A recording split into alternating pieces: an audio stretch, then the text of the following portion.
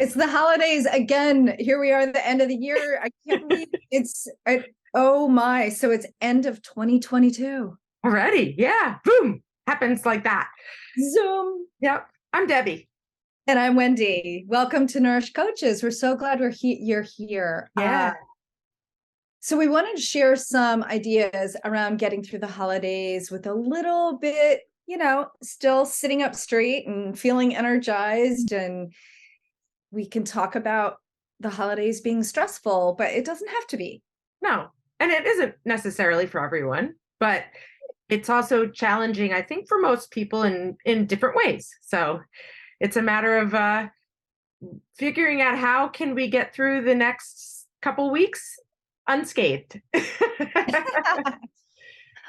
And maybe even more resilient. Who knows? It depends on you. Yes. We're all each individuals. So we wanted to tackle this topic based on our 5 foundations of health. And we're going to start with nourishment first, nutrition, food. How do we deal with food around the holidays? Yes. Well, as we know from our clients, our numerous clients are talking about sugar. Sugar around this time of year. I mean, it's around always. It's always a challenge, but especially now because sometimes, as a lot of people are experiencing it, it's a gift that you're given and it's there when it wouldn't normally be there. So that's right. Yes. And so we, to a degree, have a little bit less control about what comes into the house or to the office or to the break room or to your neighbors. And definitely food is it's a way to share and be in celebration and be in community. And so what I do for the sugar in the world around the holidays is if it's homemade, then there's a strong possibility of me enjoying it. If it's not homemade, it's just off the table for me. It's just something that has worked really well for me. And then, and I know you have an idea around sugar as well. I do. And the best thing about the holidays with treats and sugars is that so much of it is homemade. It's made with love, and it's made, it becomes a tradition with a lot of people. And so I also enjoy them too. And that's a rule for me as well. But one of the other things to do for me, because moderation can be a problem, and being mindful about it is the number one rule. And so what I do is I see it and I want it, but I think, wow, how many times in my life have I had that cookie, that chocolate, that pie, whatever it is? I know exactly what it tastes like. I know the texture of it. So sometimes I just forego it because I can imagine that. I can just kind of close my eyes and say, I know exactly what that tastes like, and I will feel better if I don't have it. Because often I won't sleep well if I have sugar, or I will feel bloated or not feel wonderful. So to me, it's not worth having it. It's a lot of the time. But sometimes I do have it. And if I do have it, then it becomes, I'm eating it and I'm savoring it. Savoring it. I knew you were going to use that word. Yes. So I take my time, I have a small amount, and I savor every little bite of it. And it's so enjoyable that way. So that's right. So those are our tips on the first of the 5 foundations, which is nutrition. And number 2 is sleep. What a challenge for so many. Oh gosh. Well, there might be more events during the holidays. Maybe you're traveling. Maybe your neighborhood is getting together on a regular basis. Maybe your kids' activities are taking you to more places than usual. And so maybe you're up late wrapping gifts.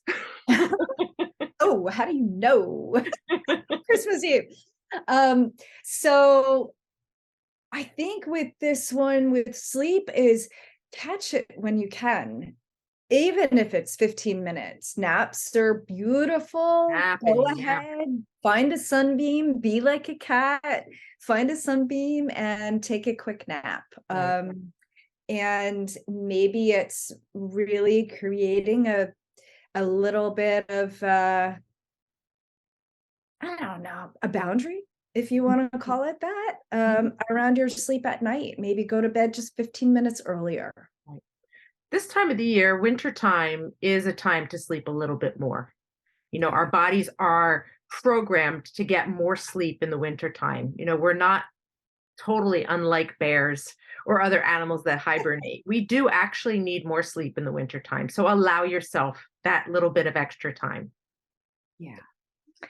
And with movement, which is number 3, it's the same message. Allow yourself the time to get out and move. And so our number 1 tip here is to see if you can actually move a little bit after every meal. Yeah. And it doesn't have to be a long walk. It doesn't have to be a power walk. It could be, but it could also just be 5 minutes up and down the stairs at the office, or 5 minutes around the block, or, if it's rainy and sleety and snowy and ice outside, you can still do some walking lunges. Yes, for sure. And so if you don't already have a movement practice, that's a great way to start, is after meals, just do something to move your body. If you do have a movement practice, try to not let the holidays throw a bone into that. Just keep it going. There's no reason to stop what you're doing. Just keep it going. And if you have less time, maybe that hour-long workout becomes a half an hour. Even if it's 15 minutes, it's better than not doing it at all. So just keep on moving, keep on going. Do it anyway. Absolutely. Your body and everybody around you will be happier for it. Yes, for sure. Our 4th one is mindset. And to be honest, there's not a lot that we have to say about this, because this is all we've been saying. It's all mindset. That's right. It's kind of our cornerstone, right? Yes, it is our cornerstone. Yeah. But whatever feeds your soul, this is the time where whatever feeds your soul. And what comes to mind for me at this time, it's a very busy time and there's lots going on, is I see my cat laying there on the bed or the couch, and I stop and I snuggle with them, and I feel that oxytocin just going through my blood. It just feels so good. So whatever feeds your soul, that might not be what does it for you, but that's for me. Yeah. Well, for me, it's going out into nature, and it could be the opportunity to create some silence for myself, being away from the phone, not taking it with me, being away from the computer, and going on a walk by myself outside. Nice. Yeah. Yeah. And our last is connection. That's our last foundation, which is often abundant at this time of the year. So abundant. That's why I need some quiet. And this is where we come into one of our favorite tools in our practice. And it's a little old book called The 4 Agreements. Right. We both have it. Like a Bible to us. It really is. It changed both of our worlds. For sure. For the better. And we share it with our clients all the time. We share it so often that we decided to do a podcast on it next. So stay tuned on what all the 4 agreements is actually all about. Yeah. And it's really how we connect with ourselves and how we connect with other people to feel better. Yeah, that bottom line. Bottom line. Period. To feel better. We all want to feel better. That's right. So we really wish that whatever you're doing, whoever you're doing it with, that you have a wonderful holiday season. Yes. And you connect. Whatever celebrations you have. Yeah. As well. Right. Yeah. So think of all of those 5 foundations and move throughout your day, nurturing yourself. That's right. Happy nourishment.